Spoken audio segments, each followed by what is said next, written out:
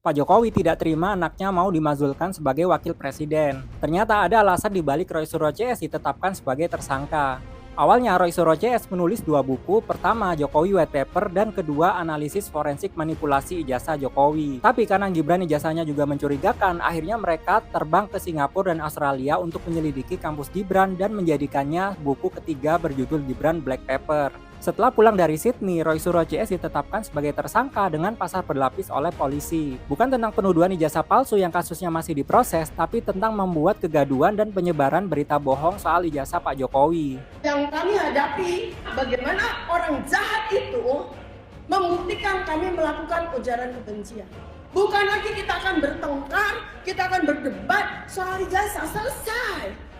Karena status tersangka itu, Roy Suryo CS tidak bisa pergi ke luar negeri sehingga penulisan buku yang berpotensi untuk provokasi pemazulan Gibran jadi terhalang. Apa yang ditakuti oleh Jokowi saat ini? Pemakzulan Gibran. Tidak berhenti sampai di situ, kasus ijazah Jokowi malah dijadikan objek penelitian untuk disertasi S3 dan tesis S2. Nah ini saya ketantang ya. Oke kalau gitu saya akan 11 master plus 5 PhD. Saya akan selesaikan 5 S3 itu. Kalau kalian jadi Pak Jokowi, terima nggak? Udah usaha mati-matian nilainya triliunan supaya anaknya jadi wakil presiden. Baru 1 tahun udah mau dilengsarkan. Aku suka membongkar motif Pak Jokowi. Follow kalau mau tahu rencana Pak Jokowi berikutnya. Kalau ijazah asli itu diminta hakim, diminta pengadilan untuk ditunjukkan, saya siap untuk datang dan menunjukkan ijazah asli yang ada. Ya. Saya minta Bapak ke depan sekarang, Pak. Ya. Kalau ada yang kuasa hukum mau ke depan, silahkan. Ini kami punya 2 dokumen ya Pak ya, pihak terkait ini. PT satu mana kuasa hukum, satu lagi. Ini pihak terkait menyerahkan ini. Ini dua-duanya sama-sama pakai label Kementerian Pendidikan dan Kebudayaan Republik Indonesia. Bapak lihat ya Pak ya, Pak Aryo. Apa memang begini, terlepas dari soal model apa ya, ini kan ada lagi soal lain ini, ininya tidak sesuai. Apakah memang begini cara model ijazahnya yang diterbitkan? Iya, biasanya ditulis tangan untuk tulis ijazah. Tangan, oke. Saya masih tulis tangan juga dulu, Pak. Iya, saat ini masih. Ya. Begini ya, di belakangnya ada nilai seperti ini. Iya. Lalu yang ini apa gunanya, Pak? Itu adalah SHUN sebagai bukti yang bersangkutan mengikuti ujian nasional. Sebagai bukti yang bersangkutan mengikuti ujian nasional. Iya, dan yang mencetak adalah Dinas Pendidikan. Oke. Apa Bapak bisa mengenal nggak model ininya memang sama semua? Sepertinya sama, Pak. Sepertinya sama. Iya. Kalau kami mau mengecek kebenaran, siapa yang bisa valid menyatakan sama atau tidaknya? Bisa Dinas Pendidikan bisa. Siapa, Pak? Langsung Dinas Pendidikan. Ya, Dinas Pendidikan yang membidangi. Ya ini ijazah saya, ya ini ijazah saya. Ini nomor seri. Nomor seri ini ada kode fakultas, ada nomor induk di fakultas, ada singkatan dari fakultas dan ada tahun lulus ya. Dan nama ini memang ditulis tangan ya. Jadi kalau ijazah asli yang keluar di tahun-tahun ini pasti namanya ditulis tangan. Nomor induk di fakultas juga ditulis tangan ya. Tapi hakim yang meminta, pengadilan yang meminta. Oke lah ke pengadilan, lalu orang bertanya akan ada rekayasa enggak? Ya pasti akan ada rekayasa. Kalau diminta hakim, saya tunjukkan. Ya mudah-mudahan ini bentuk kepercayaan Pak Jokowi terhadap lembaga peradilan. Masalahnya mafia peradilan lagi on fire. Kalau saya punya perkara, saya bisa titip ke Kapolres. Kalau di kabupaten, tolong hakimnya Pak itu. Itu penyidiknya, nanti pasalnya ini yang dituduhkan, nanti jaksanya timnya ini, hakimnya ini, selesai, itu mafia. Sekarang ini kan para hakim juga tengah dalam sorotan, banyak sekali hakim yang ditangkap karena menerima suap. Hakimnya yang ada yang nggak bakal bersikap independen. Ini saya kira dilema hukum kita itu. Ijazah boleh palsu, tapi korupsinya asli kan? Kita tuh terlalu peduli sama formalitas, tapi nggak peduli sama fungsi. Pejabat nggak punya ijazah, nggak apa-apa. Yang penting mah punya rekening luar negeri. Karena di negeri ini lebih penting gelar Lord of Short daripada cum laude. Kalau dipikir-pikir, ini negara ajaib. Ada yang nggak sekolah tinggi tapi bisa punya proyek tol. Sementara yang S2 ekonomi malah ngelamar kerja di call center. Tapi Gimana ya dia bisa jadi pejabat tanpa ijazah? Ya bisa lah, kan yang penting bukan what you know, tapi who you know and how much you donate. Teman-teman alumni khusus angkatan 80 yang dulu pernah berinteraksi dengan Pak Jokowi dalam lembaga, dalam wadah apa saja, tolong speak up ya, nyatakanlah ya. Kalau memang tidak ada seperti saya ya belum pernah berinteraksi dengan beliau, ya saya tidak bisa mengatakan bahwa saya pernah bertemu Pak Jokowi di kampus kita waktu itu. Karena hakim adalah teladan rakyat, kalau hakim nakal, yang lurus jadi sesat, yang sesat semakin banyak siasat. Hukum jangan cuma jadi hiasan di pojokan pengadilan. Negara ini nggak cuma butuh hakim yang pintar dan hafal pasal, tapi hakim yang jujur dan punya moral. Ya, soal polemik ijazah Pak Jokowi dan juga wapres kita hari ini, Gibran, ya, anak dan bapak atau bapak anak, ijazah sama-sama diragukan, ya. Keaslian ijazahnya masih diragukan dan dipertanyakan. Pak Jokowi sudah lama ijazahnya digugat, ya. Bahkan juga dulu pernah ada 2 orang yang sudah dipenjara ketika beliau masih menjabat sebagai presiden. Tapi ijazah SMA yang digugat atau apalah itu, pokoknya ijazah Jokowi lah.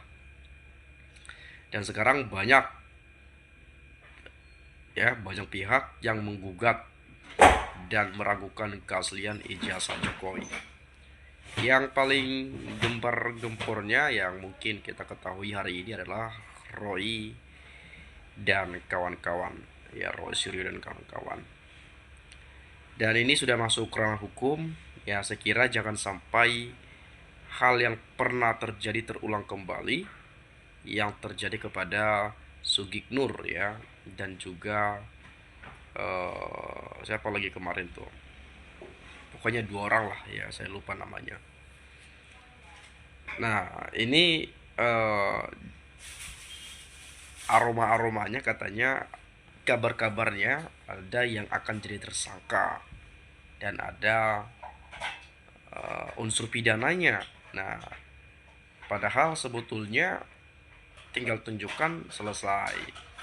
Jadi ini bukan soal pidananya, tetapi ini soal ijazahnya. Jangan nanti kemudian seperti yang sudah-sudah, ada yang sudah dipenjara tetapi ijazah asli tidak pernah muncul ke permukaan. Ya, Bambang Tri dan Sugiknur, ya.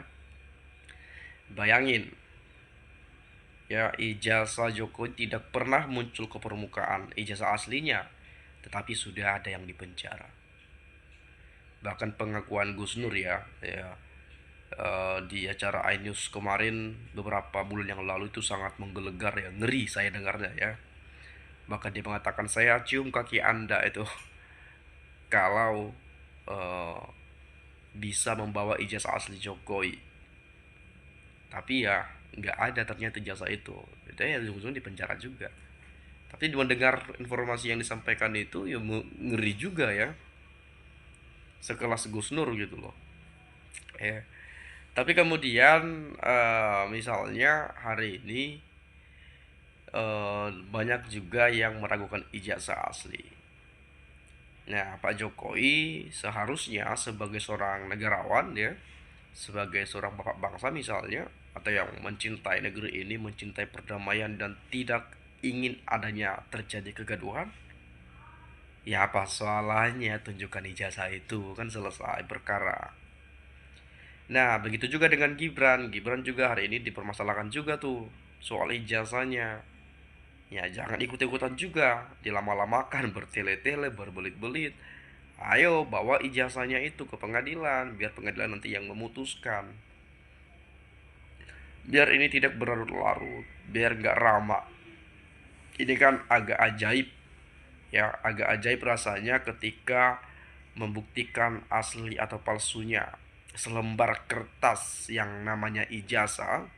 Itu butuh waktu bertahun-tahun, kan agak ajaib begitu, ya. Padahal di era teknologi kecanggihan saat ini, banyak para ahli, para ilmuwan, para pakar, para peneliti nggak mungkin nggak bisa terungkap secara cepat itu. Tinggal tunjukkan ijazah asli, nanti diselidiki mereka-mereka yang punya keahlian dalam hal itu. Terbongkar, selesai. Ini yang ditunjukkan apa? Fotokopi dan fotokopi terus ya.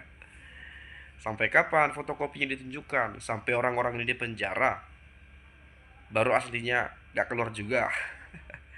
Ini kan agak ajaib ya teman-teman ya. Ya harapan kita sih jangan sampai ada yang dipenjara lah ya, sebelum ijazah asli itu tiba ke permukaan. Sama seperti disampaikan oleh Dr. T. Fauci di akhir video ya.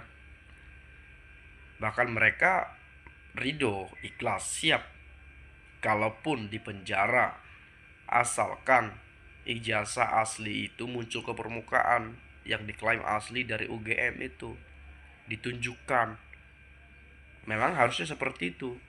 Apalagi digugat perdata kan begitu ya. Memang fotokopi ada karena ada yang aslinya, tapi siapa tahu itu. Yang kita ingin tahu aslinya mana nih yang aslinya. Bukan fotokopinya, tapi yang aslinya kan begitu ya. Tapi sebetulnya melihat jejak karir politik Pak Jokowi, apakah mungkin berijazah palsu? Nah itu dia tuh, kita nggak tahu ya. Karena KPU juga mana pernah ketika ada mendaftar atau calon pejabat misalnya harus ijazahnya diuji laboratorium forensik, nggak juga ya. Jadi ya kita nggak tahu sebetulnya. Barangkali KPU-nya apa gitu ya, kan kita nggak tahu juga. Barangkali juga benar asli dan kita nggak tahu juga. Barangkali benar palsu, nggak tahu juga kita, karena belum ada keputusan dari pengadilan.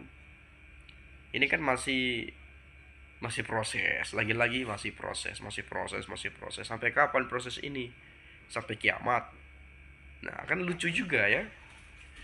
Nah coba kita lihat di sini ada beberapa komentar ya, yang benar-benar tidak pernah disadari oleh para termul, bahwa semakin banyak bermunculan keberadaan mereka berikut tingkah pola konyolnya justru akan menjadikan semakin kuatnya keyakinan rakyat bahwa Jokowi memang penipu, laknat dan keji.